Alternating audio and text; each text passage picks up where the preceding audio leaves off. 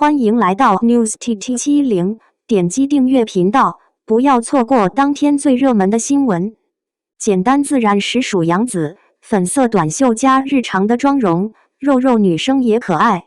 提起杨紫，大多数都会想到她童年时期演的一部非常出名的家庭剧《家有儿女》，可以说是很多人童年的回忆了。其中将家庭许多酸甜苦辣也是体现得淋漓尽致。不得不说，杨紫真是从小时演技就很好了。杨紫在出演《家有儿女》时，脸上也是非常有肉感，可以说直到现在依然保持着婴儿肥的脸。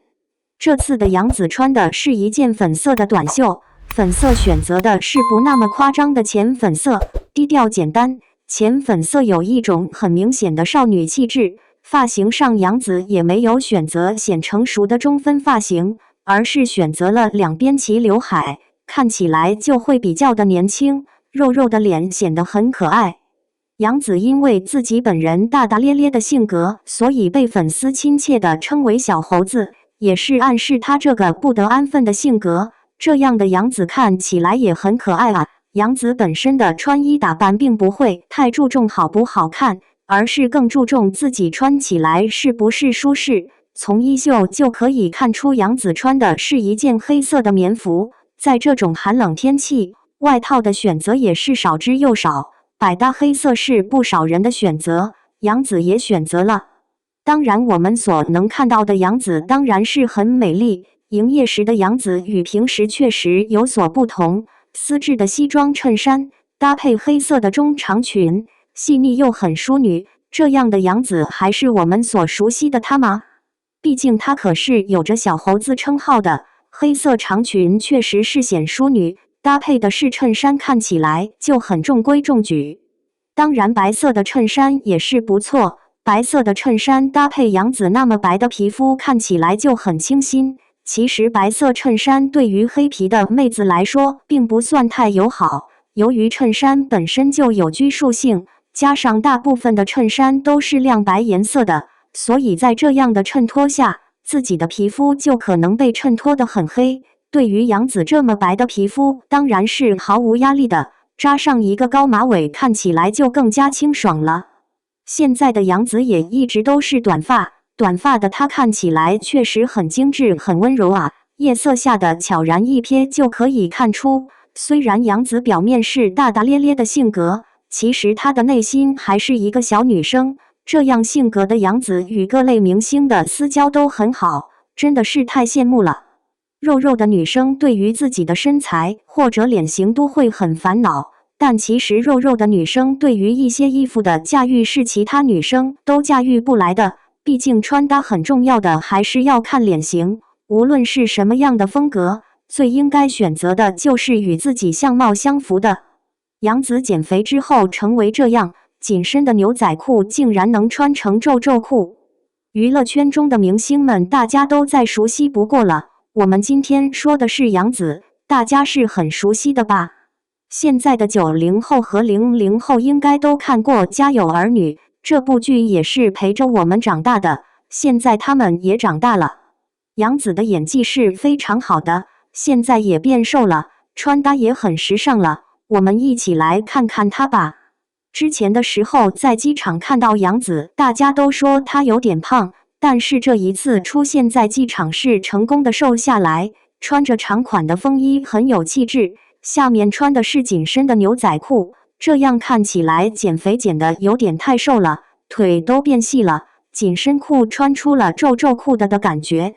不过这次出现在机场减肥有点太瘦，不过她的腿让我们大家很羡慕。看到她穿的牛仔裤是紧身型的，因为腿太细，却成了皱皱裤，显得很宽松。黑色的运动鞋显得很有活力。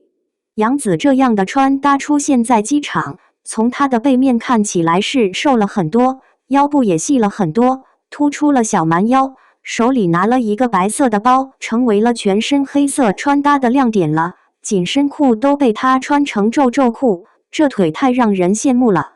我们再来看看杨紫其他的时尚搭配造型。参加活动的时候，杨幂穿了白色的长裙子，但是这款裙子穿在身上有减龄的效果，腰部有墨绿色的腰带，更显示出了小蛮腰，这样的身材看起来很均匀。中餐厅3首播看点多，国宴主厨飘上天，饿坏了杨紫和王俊凯。但是仅开播第1期被爆出槽点满满，黄晓明领导能力不足，专业和稀泥，秦海璐情商堪忧，嘴上不饶人，素人主厨自私等等，真是首战不捷，引来众怒呀。黄晓明是一位暖男担当，仅从开场10几分钟就能看出，黄晓明确实很暖也很唠叨，在搬运行李时也是十分照顾女生，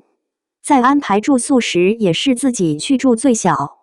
从这些方面可以看出他确实是一位暖心大哥，但他却不是一位合格的领导者。在秦海璐与主厨林树威激烈争论时，他并没有展现自己的领导能力，而是采用和稀泥的方法，表面是缓解了矛盾，实则不然。另外，秦海璐这位财务管家也是出场便被批评情商太低，也可能是因为这是他的综艺首秀，并不知道怎么演，所以说话颇为直接。许多网友说这是真实，但小编更多的认为这是情商不足，真实并不是说话不顾忌得罪他人吧。不过秦海璐的初衷还是可以理解的，毕竟中餐厅这一季的启动资金为零，而作为财务管家的秦海璐肯定是秉承着节省的宗旨，前期先就现有的材料做出中餐，后期再随着资金慢慢提升，毕竟有多少的资金做多大的事情，这是比较务实的思想，小编是赞同的。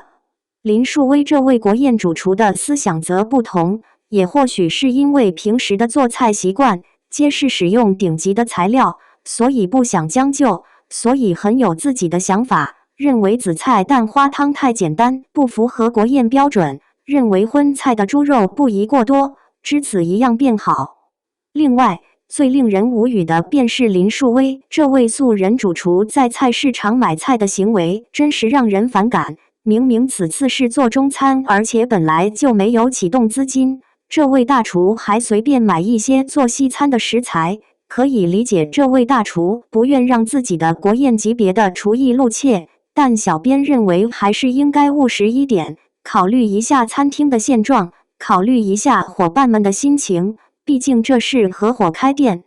最为令人无语的便是，这位主厨似乎太不食人间烟火的感觉，晚餐做一道甜品，耗时了1个小时，而且忙碌了一天的几位嘉宾，就算在减肥也要补充营养吧，就一个梨子，也不知道是干啥。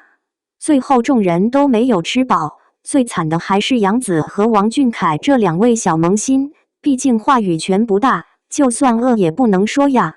最后看了这一期，目前就感觉黄晓明的领导能力欠缺，秦海璐的情商不足，还有素人主厨太不接地气，可能第1次下凡，还没有缓过来。当然，综艺节目本就存在着剧本的情况，也不排除这是剧本设置，毕竟杨紫和王俊凯不可能组 CP 来博得看点，那么只有3位大人之间的对手戏才能使节目多些趣味性，所以这是导演组故意设置也不无可能。感谢您观看视频。如果您觉得本时事通讯有用，请不要忘记点赞、评论和订阅。祝您生活愉快，充满活力。